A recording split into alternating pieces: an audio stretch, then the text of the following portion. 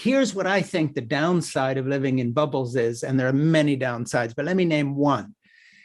I think the left wing, the progressives, the Democrats I know, and that's top to bottom. I've met and talked with Nancy Pelosi. I know people all the way to just all the voters who are friends of mine in my neighborhood.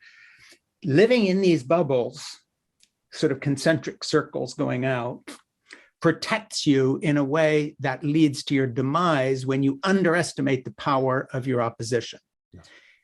They never understood how many evangelical voters were going to turn out for Trump, and those evangelicals, not the Russians, not the right-wing media. It was evangelicals who made him president in return for him saying to people like Ralph Reed and Franklin Graham, "I will put the list of these judges into the Supreme Court if I'm elected, and onto the federal bench." It was a quid pro quo.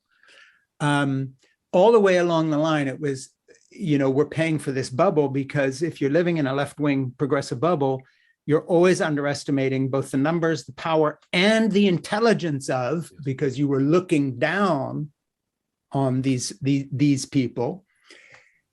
I'm wondering now, as we face the midterms and then the next presidential election, if the left is still got a wildly inaccurate idea about what is actually out there in terms of what voters are really thinking about, as opposed to the talking points the left is thinking about.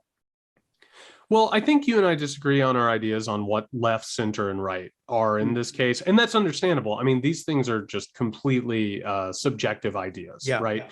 And I will say very quickly that a large reason why the bubbles exist in the first place is because the system as it stands needs those bubbles in place.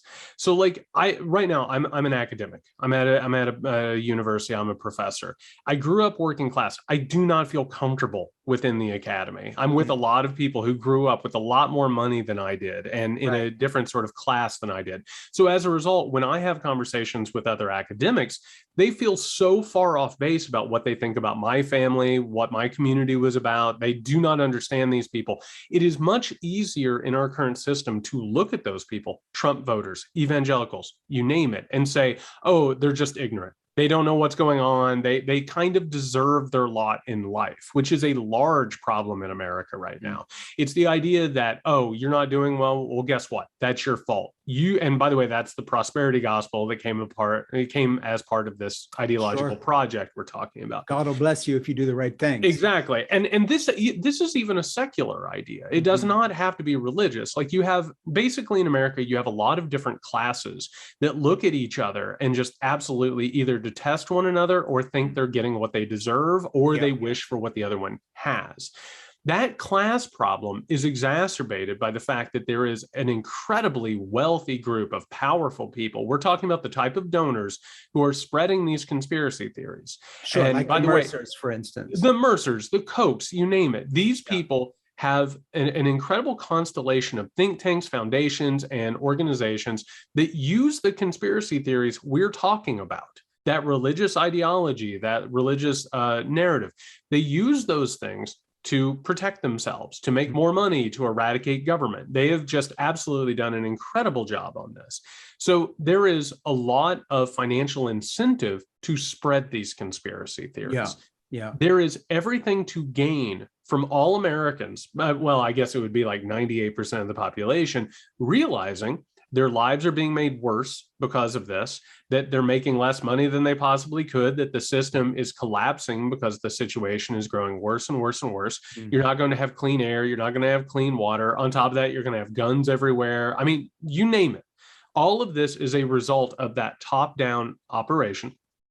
And the problem in all of this is that we can't keep going after each other.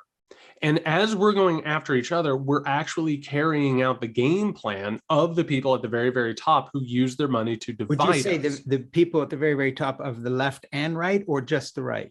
Well, so there's a couple of things happening with that as well. So on the right, so for instance, you already brought up the Federalist Society, right? They have pushed to take over the Supreme Court and the judiciary in order to dismantle the progress of the 20th century.